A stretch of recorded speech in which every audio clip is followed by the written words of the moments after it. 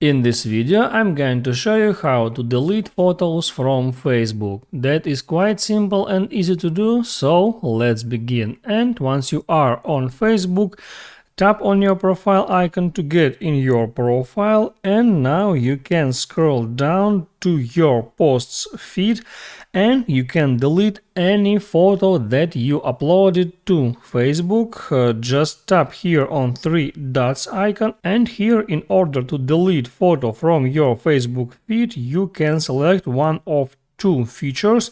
First is move to archive and the next is move to recycle bin.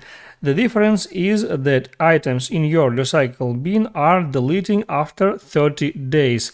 And in archive you can store your photos as long as you want. If you move photo to archive, it will be hidden from your friends, from anybody except you. And also you can go to all your photos like that, and here you can go to uploads and in the same way select any photo that you want to delete, tap on three dots icon, and now you are able just to delete that photo, and you can't archive photos from that place.